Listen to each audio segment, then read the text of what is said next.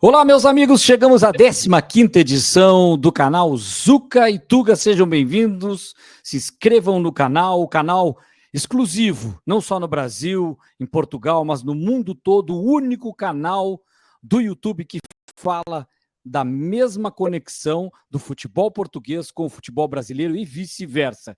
E sempre ao meu lado, eu, Caco da Mota, falando do Brasil, também do Brasil, ele, português, colunista do jornal A Bola, meu grande amigo João Almeida Moreira. Tudo bem, João? Tudo bem, Caco?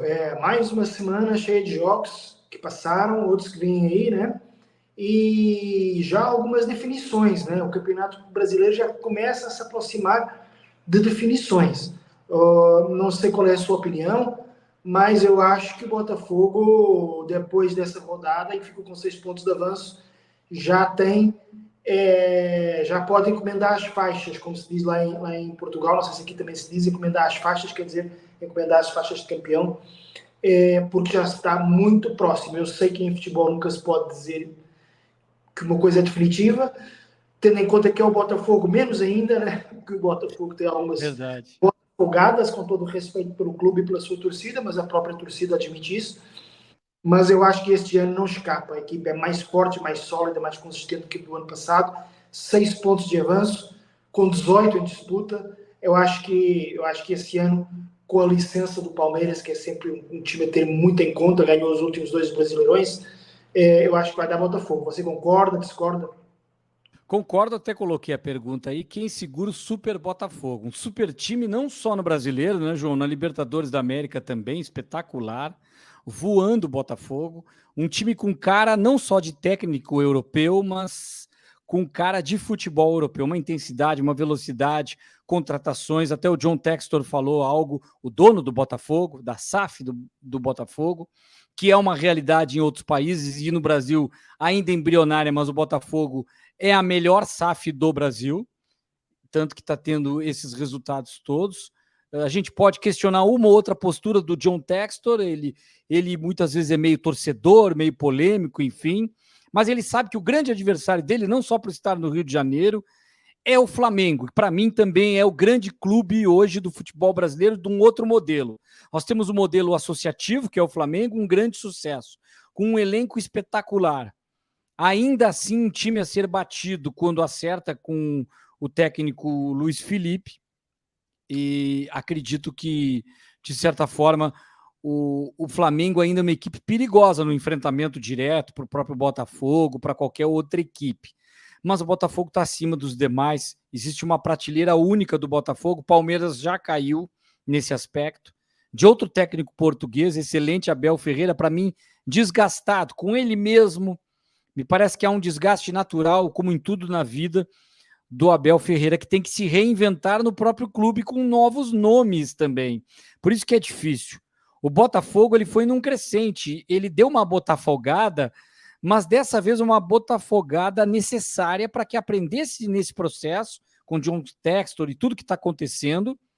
E eu pego, por exemplo, o Tiquinho Soares era o cara do Botafogo, hoje ele é o banco do Botafogo. É diferente com o Igor Jesus, o Luiz Henrique e tantos outros jogadores que estão dando uma outra dinâmica para esse clube, que me lembra anos passados, um Botafogo que há tanto tempo não ganha. Você trazia números quando a gente discutia a pauta, né? E eu lembro da final de 1995, é isso, João?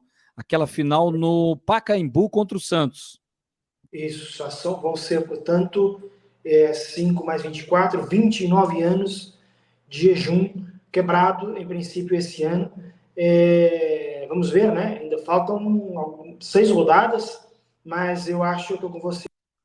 Botafogo, sim, tá no outro patamar. Eu acho que está num patamar único pelo futebol que joga, pela intensidade, como você falou, pela velocidade, por tudo, pela qualidade dos seus jogadores de ataque e depois pela consistência lá atrás, né? Da zaga e do meio campo, com aquela dupla Gregory e Marlon Freitas, que segura muito bem lá atrás e permite aos mais criativos e mais ofensivos fazerem gols, no sentido de criá-los e depois de concretizá-los com muito mais eficácia do que, por exemplo, o Palmeiras, que com o Corinthians até que jogou bem no início, mas depois acabou por ter falta de eficácia, perder o jogo e perder por isso o trem, né, do campeonato, estando agora já a 6 pontos, já é uma diferença grande. Essa diferença é fundamental para o Botafogo. Se fosse outra disputa mais parelha, é que o Botafogo não está dando margem para isso. Eu lembro a final de 95, estava no Pacaembu, nunca esqueço, antes de começar o jogo, a torcida de São Paulo batia nas cadeiras assim, e uma torcida muito grande do Santos, ela é muito forte também em São Paulo capital, função do Pelé e todo esse Santos, a mesma era do grande Botafogo, do grande Santos que a gente tinha desde os anos 50, 60, base de muitas seleções brasileiras, 58, 62, a gente tem aí o Garrincha, Newton Santos, e depois uma outra geração, teve o Zagallo, que vira técnico em 70, depois já vem o Jairzinho, enfim, o próprio João Saldanha, que é técnico antes de 70, da Copa, foi jogador do Botafogo, mas esse Botafogo de 95, e aí eu não esqueço o torcedor, essa rivalidade, dizendo, P que pariu, Rio de Janeiro é a vergonha do Brasil, e batiu nas cadeiras assim. Eu não sei, eu que sou gaúcho, esse tipo de coisa mexe demais com alguém que é da ponta, da extrema do Brasil. Portugal certamente deve ter uma região que é mais assim, é mais acirrada. Opa, mexeu com a minha região aqui, né? Talvez o pessoal dos Açores, de alguma ilha, mexeu com eles, eles ficam curiosos. E eu não sei se aquilo não mexeu, mesmo nem todos os jogadores sendo cariocas. O Túlio Maravilha é goiano, o Jamir que dá o passe é gaúcho, né? Mas a equipe do Paulo Autuori era melhor. Apesar que ganhando o primeiro jogo no Maracanã, o segundo 1-1, o gol do Túlio, se tivesse VAR, estava impedido, e teve um gol do Camanducaia que não estava impedido e foi anulado pelo árbitro tão polêmico Márcio Rezende de Freitas, que também já aprontou para o Internacional. Não é por isso que estou de vermelho, que bom que o João veio de azul, senão o pessoal da dupla Grenal pega no nosso pé. Mas era só para lembrar isso, viu, João? Legal essa final, o grande time espetacular para mim da história do Botafogo, e é difícil de superar, ainda é aquele dos anos 60, enfim, um timaço do Botafogo. Esse pode ser em termos de conquistas, de títulos, e pela questão da mídia, da internet, da propagação, ele pode ter uma repercussão muito maior do que aquele, mas que entrou na história e fica sendo assim, o time até daquilo que a gente fala do Newton Santos, uma enciclopédia. Agora, falar em enciclopédia, tem coisas que ficam para a história na enciclopédia do futebol. A vitória do Sporting sobre o Manchester City na despedida do técnico que vai para o Manchester United no Avalade. Que loucura isso, hein? Que vitória maravilhosa do Sporting. Que vitória foi essa, hein, João? Foi uma vitória muito fora da curva, assim. Eu não consegui assistir o jogo por completo, quando eu vi na internet, né, gol do Phil Foden aos 4 minutos, e logo me recordei do jogo de há 2 temporadas para as oitavas, salvo erro, da Champions, em que o Manchester City ganhou 5-0 em Alvalade, né? Depois do 0-0 lá em Manchester foi só para cumprir calendário. E eu pensei, bom, vai ser mais uma coisa desse tipo. Mas, de repente, o jogo meio que equilibra um pouco, o Sporting empata, a segunda grande oportunidade do Gyökeres, né? E depois, no segundo tempo, nos primeiros 3, 4 minutos, o Sporting faz 2-1 e depois 3-1, né? Aí o jogo fica meio que decidido, porque o Manchester City, embora tenha partido para o ataque, seja sempre uma equipe fortíssima, imprevisível, perigosíssima, perdeu um pouco, ficou um pouco nervosa, errou um pênalti ainda para o Haaland à trave, e depois o Sporting fez o 4-1, e com a torcida do lado, e naquele ambiente todo ainda mais de comoção do que seria normal, porque era a despedida do Rubén Amorim, a equipe ficou meio que imparável e fez novamente um resultado extraordinário, como é extraordinária a classificação do Sporting na Champions League, em segundo naquele grupo de 36. É evidente que um grupo de 36 a gente não está bem acostumado a ver como é que funciona um grupo de 36. Perde 2 jogos, de repente já fica em 20º, entendeu? Tá tudo muito parelho. Mas já estamos à metade, né, do campeonato, porque são 8 jogos, 4, e o Sporting está em segundo. Pode haver esperança, né, dos sportinguistas em passar entre os 8 primeiros e, portanto, nem precisar de playoff. Acho difícil ainda, porque lá atrás você tem Bayern Munique, você tem Real Madrid, você tem Paris Saint-Germain, você tem Arsenal. É assim, é um pouco assustador, né? Parece aqueles ciclistas em fuga e vem o pelotão com os caras todos, os favoritos atrás. Mas agora o próximo jogo é com o Arsenal em casa, dificílimo outra vez, mas depois é jogos com o Bolonha, enfim, com o Bruges, que É em são jogos, Lisboa o jogo. o jogo com o Arsenal em Lisboa. Depois Olha, do com jeito que está o Sporting, tem boas chances de conseguir um bom resultado. O vai problema ser é a saída do técnico. vai ser já com o João Pereira, o futuro treinador, que ainda não foi assumido oficialmente, mas é só porque o Ruben Amorim ainda está lá e seria um pouco estranho anunciar um treinador quando ainda está outro, mas todo mundo sabe que vai ser o João Pereira, que é o treinador da equipe B. A equipa B que jogou também com o Manchester City, porque há a Youth League em paralelo à Champions League, e também ganhou o Manchester City, e essa equipe também joga em 3-4-3, ou seja, a ideia da escolha do presidente pelo João Pereira é isso, é tentar que haja o mínimo de ruído possível, se bem que o ruído obviamente vai existir, porque sai um treinador que teve lá 5 anos e com muito bons resultados, mas ficando um treinador meio que auxiliar, não é auxiliar, mas é o treinador da equipe B, talvez ache um pouco menos de ruído, é essa a intenção do presidente do Sporting, Frederico Varandas. Eu vi boa parte do jogo e o primeiro, eu perdi 10 minutos de jogo e algumas quedas porque vi por streaming, né? Eu estava em viagem, mas eu fiz questão de sentir a emoção do jogo na hora. E o primeiro tempo parecia, não que o Manchester City ia golear, mas parecia até o final do primeiro tempo que seria muito difícil, o esporte não ia ser o mesmo, bateu meio que uma decepção até assim, nossa, a gente imagina, sabe que antes do jogo eu estava pensando, quando a gente discutiu comparar o futebol brasileiro com o futebol, que o Flamengo ganha do esporte, hoje nenhum clube brasileiro ganha do esporte, não ganha. Já mudei a minha opinião, não tem condições. O Sporting está muito acima. É um dos melhores Sportings que eu vi dos últimos tempos. É espetacular.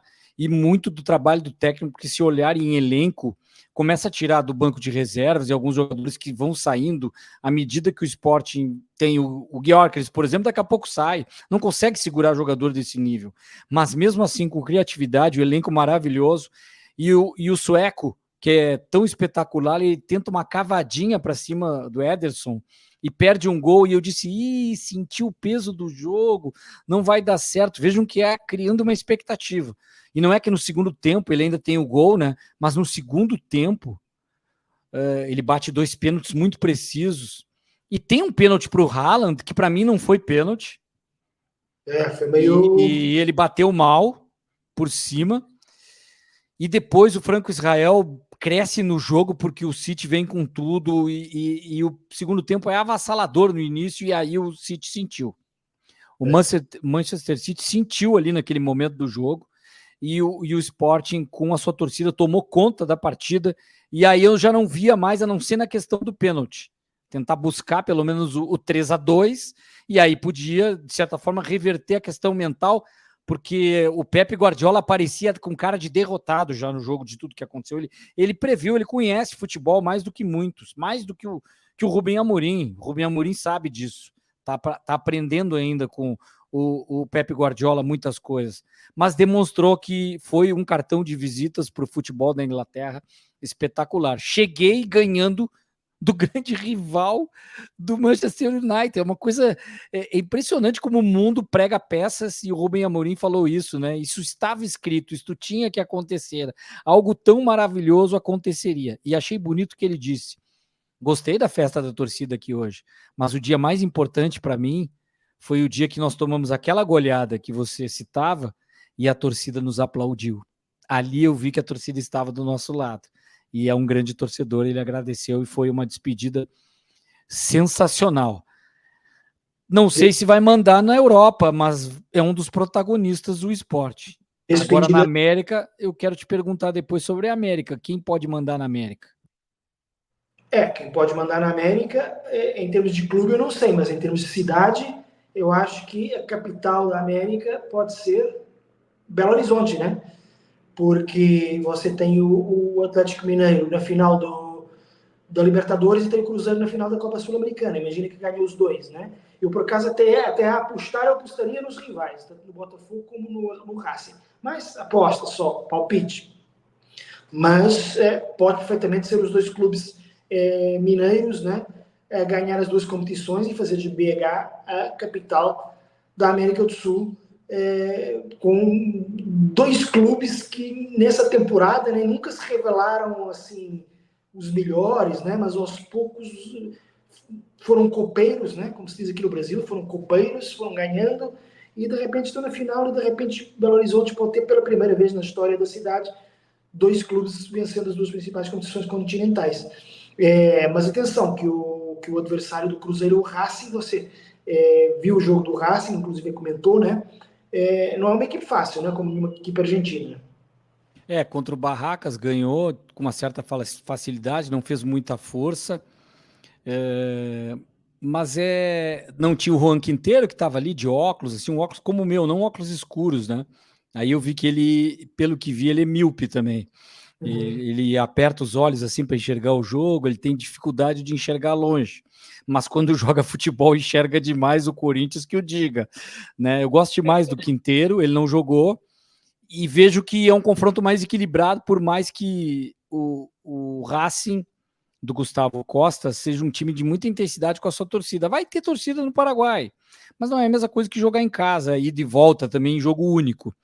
O Cruzeiro ainda parece não engrenou ainda com o Fernando Diniz, ele consegue um grande resultado para chegar na final contra o Lanús, tem bons jogadores, ele mantém a mesma estrutura na figura do Matheus Pereira, mas vejam que futebol é momento, né?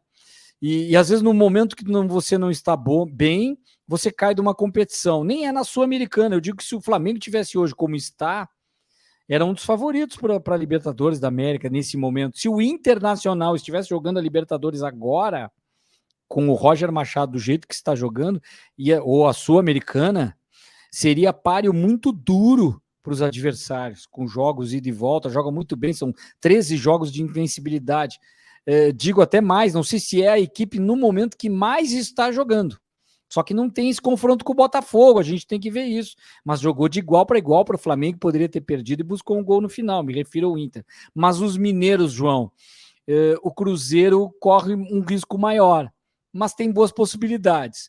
O Atlético, por tudo que tem feito nos últimos jogos e até nessa relação com o Flamengo, se o Botafogo está melhor, claro que cada jogo é um jogo, mas se perdeu do jeito que perdeu na Copa do Brasil, e para mim o Flamengo encaminhou muito bem o título, mesmo que o jogo da volta seja em casa.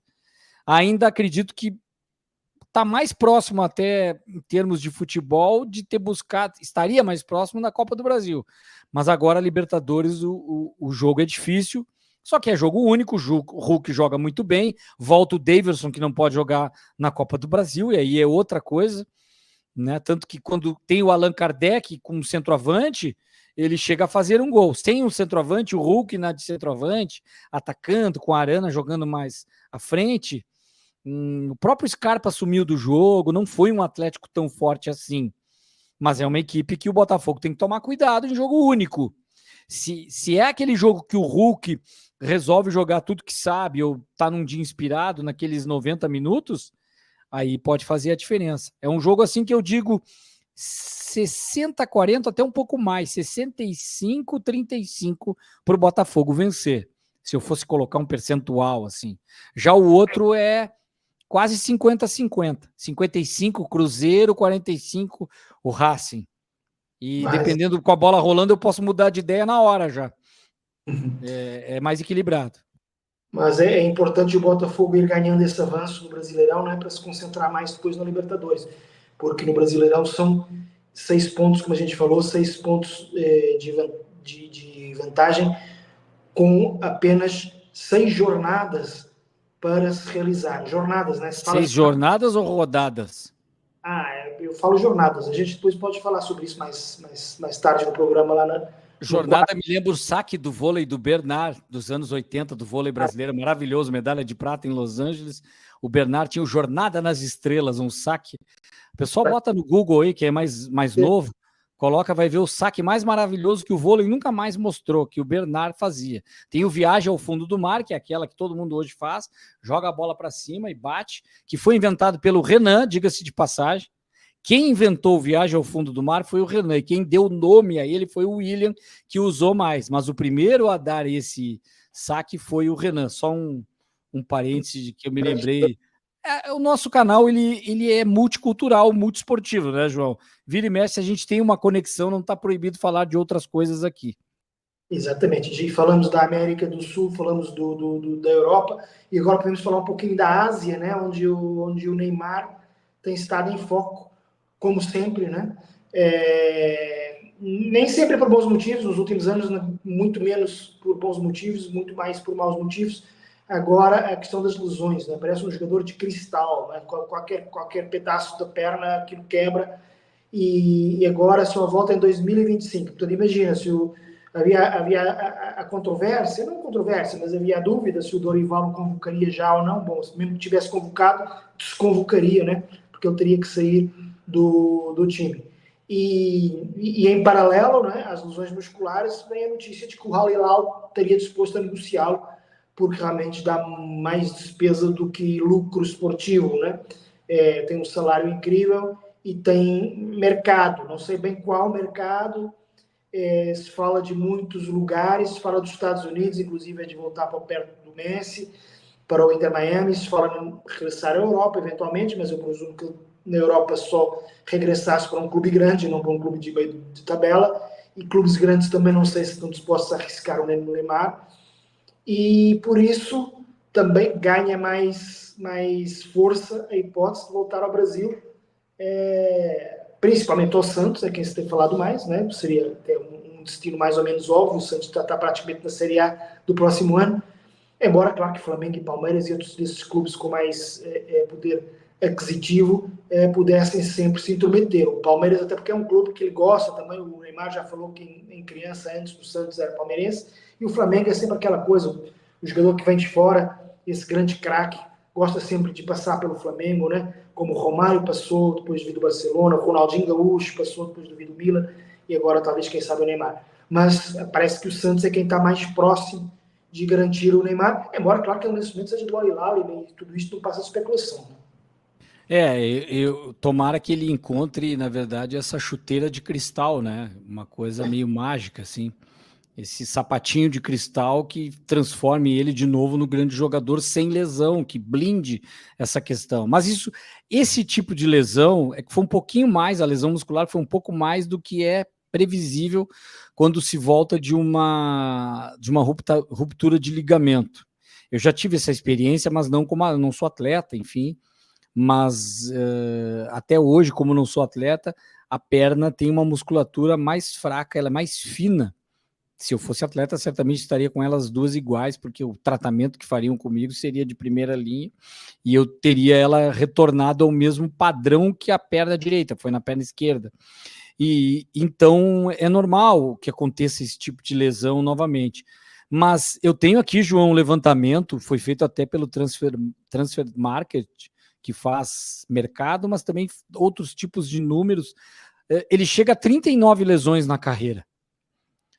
E a anterior foi a maior de todas, mas a gente lembra que um pouco antes dessa ainda teve uma de tornozelo, muito complicada, que foram 6 meses parado. Então, 6 meses parado, volta a jogar um pouquinho, e aí depois de 1 ano e 5 dias volta a jogar, e não jogou mal.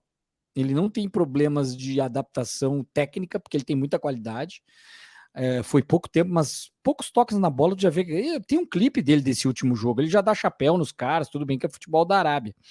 Mas aí ele tem um total de 320 milhões de euros, cerca de 1,7 bilhão de reais investidos, o que dá 70 milhões por mês, 2,3 milhões de reais por dia. Cada dia que o Neymar não joga é 2 milhões e 300 mil reais que são depositados, como se fosse, já está tudo depositado, que eles pagam tudo à vista lá.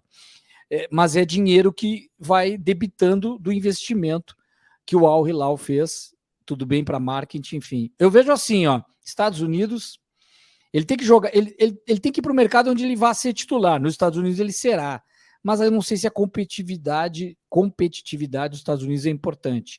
Na Europa, por exemplo, com a amizade, digamos que o Barcelona, vamos dar uma nova chance, acho difícil, tá?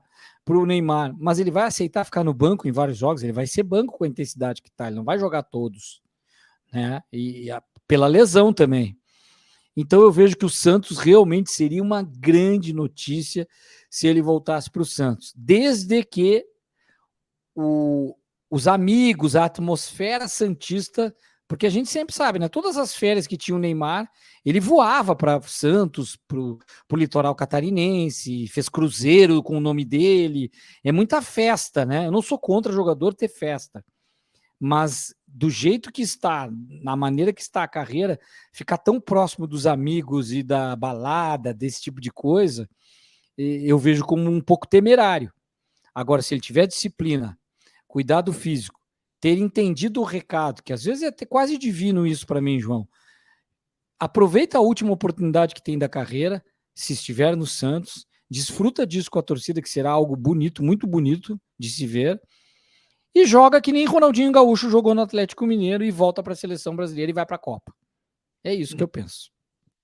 Por falar em seleção brasileira, eu queria só fazer aqui dar um acrescento, que o próximo jogo da seleção brasileira, aparentemente fácil, com a Venezuela. É um time, a Venezuela, né, que tem o Savarino, que está voando no Campeonato Brasileiro, um dos melhores jogadores do campeonato. Exatamente. Tem o Soteldo, que é um pouquinho mais irregular, mas o Brasil sabe que o Soteldo é um cara endiabrado, né, encapetado. Tem o titular do Corinthians, José Martínez, um jogador de um volante duro. Bom jogador. E outros jogadores bons, ou seja, vai ser um teste não tão fácil como se poderia pensar para a seleção brasileira. Mas era só esse acrescento. Eu não sei se dá para fazer a comparação.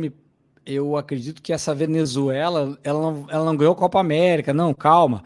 Mas em relação à Venezuela, ela tá assim meio que parecida como o Chile teve aquele período, né? É a melhor Venezuela que eu já vi até hoje, né? E ela vem crescendo nos últimos anos. Antes a Venezuela era saco de pancada de todo mundo, né? O jogo com a Venezuela era goleada, Brasil, Argentina. Hoje não. Hoje a Venezuela joga futebol e tem jogadores de qualidade. Concordo contigo. É verdade. Próximo passo. Vou rodar a vinheta e você revela para nós quem é o nosso figurinha do álbum ou o nosso cromo da caderneta. Roda aí.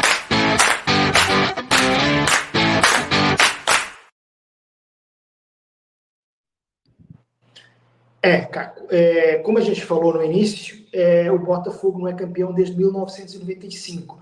Você esteve lá nesses jogos, já foram há bastante tempo, né? O Túlio hoje em dia é um cinquentão, né? Não sei se ainda joga, com o Túlio a gente nunca sabe se ele ainda joga, né? Porque ele vai sempre jogando mais um clube. Se jogasse, tá querendo buscar os 2.000 gols no jogo de Master, né? Daí ele ia contar também. Mas então, por aí dá para ver, né, que já faz bastante tempo que o Túlio já está com quase 60 anos e até já se aposentou o Túlio. Então imagina o tempo que foi esse jogo. E eu acho que o cara que a gente podia escolher desse time é o Beto, né? O Beto foi um jogador típico daqueles jogadores do Rio de Janeiro, né? Folclóricos, jogou em todos os times do Rio, não só no Botafogo, mas também na dupla Fla-Flu e no Vasco. Jogou no Rio Grande do Sul no Grêmio, jogou no São Paulo, jogou no Napoli, jogou na seleção. Era um bom jogador. Eu não sei se você lembra dele nesse jogo. Lembro do jogo, tinha muita habilidade, batia bem na bola, e jogador de muita força física, vitalidade, gostava demais, e lembro dele também, claro, no próprio Grêmio, né? Eu trabalhava essa época em Santa Catarina, mas tinha ainda sempre essa ligação, sempre tem essa ligação muito forte com a dupla Grenal, queira ou não, é a minha especialidade maior, apurar coisas e acompanhar por gosto pessoal também. Um dia que estiver aposentado, vou estar assistindo sempre mais e saber tudo de Internacional e Grêmio, porque eu adoro.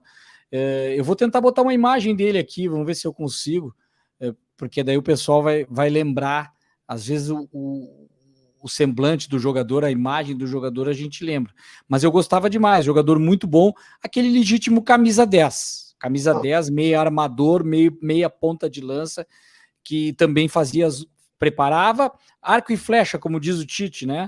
Ele armava para fazer gols, criatividade, e também ele era um marcador de gols, um jogador que chegava como atacante na frente, era bom jogador. Aqui tem imagem, vamos ver se eu consigo colocar aqui, ó. Mas aqui tá entrando uma propaganda, não vou colocar isso. Já vai entrar aqui, João. Entretanto, no ano seguinte, no Brasileirão seguinte, o campeão foi o Grêmio de Porto Alegre, ganhando na final do Felipão, etc., ganhando na final a Portuguesa. E eu estou a referir-me a esse jogo, no ano seguinte, Grêmio Portuguesa, porque a Portuguesa virou, ontem à noite, SAF. Ainda não virou, né? Ainda vai ter que a votação, etc., mas surgiu um projeto que envolve R$1 bilhão, ou seja, mais ou menos 162 milhões de euros. Durante a apresentação, a torcida Leões da Fabulosa interrompeu a apresentação com vivas e gritos e cânticos, ou seja, a Portuguesa está a voltar a ser. A Portuguesa é um clube muito importante em São Paulo, e importante até no plano nacional, que pode estar de volta depois de passar pelas... cá está o Beto. Esse é o Beto. Ótimo jogador. Mas que legal essa informação, né? À medida que o tempo passa, até bom retomar isso, João. Quando que começou o processo? Em que época começou essa transformação das SADs, que em Portugal não é SAF, em vez da última letra CF de futebol, é D de desportiva. Até não sei se é para outras modalidades. É porque também os clubes são desportivos, né? O Sporting tem ótimo, o Benfica, enfim, tem outras modalidades que não só o futebol e com muita qualidade também. Mas tá aí o Beto para quem não lembrava dele. Exato, não, as SADs em Portugal é um fenômeno que começou no final dos anos 90, acho que o Sporting foi a primeira, foi em 1996. Isso é desportivas por isso mesmo, né? O Sporting tem uns 70 esportes, Benfica e Porto, mais ou menos a mesma coisa, e mesmo clubes menores praticam todos os esportes, eles são clubes desportivos mais do que clubes de futebol apenas. E a Portuguesa agora vai ser SAF, e vamos ver se retoma um pouquinho da sua glória. Eu quis falar da Portuguesa porque num programa chamado Zuca e Tuca, que fala da ligação Portugal-Brasil, acho que a Portuguesa se enquadra perfeitamente nisso, uma vez que é um clube brasileiro fundado por portugueses e ainda com muita ligação. O Vasco também e outros espalhados aí pelo Brasil, mas sim, a Portuguesa mantém mais essa relação do que o Vasco. O Vasco cresceu tanto que hoje em dia é um clube brasileiro, mas a Portuguesa parece às vezes um clube português mesmo, de tão ligada ainda à comunidade paulistana, lusitana. E tem a Portuguesa Santista também, né? Tem a Tuna Luz. Tem muitos torcedores que são torcedores do Santos, mas tem um carinho pela origem da família, pela Portuguesa Santista, que tem também essa questão das cores, do fato lusitano, bem presente na cidade de Santos, né? Tem a Tuna Luz, que é o terceiro clube lá do Pará, depois do Remy do Paysandu, e tem a Portuguesa Carioca também, a Portuguesa do Rio, que não é verdade, mas está disputando aí também a Série A do Carioca. Tá, e por que se usa, então, vamos falar um pouco do Língua que nos desune, trocar de assunto, que é o nosso dicionário português de Portugal e português do Brasil, e expressões mais comuns lá e cá. Língua que nos desune, jornada ou rodada. Para mim e para nós brasileiros, João, jornada, ele cabe mais assim, jornada, por exemplo, alguns médicos vão se reunir num congresso um pouco menor, assim, tem uma jornada, um acontecimento, né? Jornada também tem se usado muito em produtos digitais. Eu vou dar um curso de comunicação, né, de uma mentoria para melhorar a sua comunicação como jornalista, e você vai fazer uma jornada comigo. Vamos ter até rodadas, podemos ter rodadas nesta jornada. A jornada é um espaço de tempo. E muito forte esse nome por causa da tradução do filme Jornada nas Estrelas, a série, e o filme Jornada nas Estrelas, que é mais forte para essa palavra. Mas para jornada em futebol ser a rodada, não. Rodada é a rodada 1, rodada 2, todas as rodadas de uma jornada inteira que é a temporada. Assim é no Brasil, João, em Portugal. Curiosamente, esse Jornada das Estrelas lá em Portugal é Caminho das Estrelas. Caminho, porque jornada também é um pouco isso, né? Exato. Mas Eu achei interessante que você usou uma palavra aí, fazer uma mentoria de jornalismo. Já reparou como etimologicamente é a mesma coisa? Jornalismo e jornada. Vêm as duas palavras de dia. Que em italiano, por exemplo, é buongiorno, giorno, vem daí, ou seja, jornada vem de dia. É um dia em que é o dia do futebol, é a quinta jornada, é o quinto dia do campeonato. E o jornal é aquele O jornal papel do dia, é que não é mais de jornal. papel, não é quase mais de papel. Que para o espanhol é o periódico e por isso são periodistas, né? Periodistas. Mas em Portugal é jorna, vem daí, jorna, que é todo dia. Jorna ainda se usava antigamente. Você lê livros de autores portugueses do século XIX, assim, ainda se dizia a jorna. E, aliás, acho que havia gente que era paga a jorna, dizia, vou receber a jorna, porque eram pagos ao dia, etc. Então, jornada vem de dia e por isso se usa lá como o quinto dia do campeonato, sexto dia do campeonato, ou seja, jornada. Em Portugal, rodada a gente associa mais, acho que aqui no Brasil também se usa rodada para vou pagar uma rodada, agora quem paga a rodada sou eu e tal. Também se usa aqui, não usa? Sim. Tipo uma Mas rodada. pagar mais uma rodada de cerveja, sim. Aí, Então, se o cara bebeu uma caixa de cerveja, foi uma jornada, não se usa, mas caberia dizer que ele bebeu uma jornada de cerveja, foram várias. Aí é uma jornada das estrelas. E aí fica vendo estrelas, né? Tomando demais, né? Aí poderia ter até o nosso patrocinador aqui, né? De cerveja, enfim, para a gente brincar com esses assuntos, dada a nossa criatividade. João, este foi o nosso 15º episódio, que podemos chamar da nossa 15ª rodada da primeira temporada ou da primeira jornada. Então, a gente se despede por aqui, né, João? E convida todos para se inscrever, marcar o sininho, compartilhar com os amigos. Foi muito legal estar contigo, mais uma vez. Igualmente, abraço a todos que nos escutam, comentem, falem coisas que querem ver faladas no programa, xinguem também, podem, e o importante é que participem. Um abraço a todos.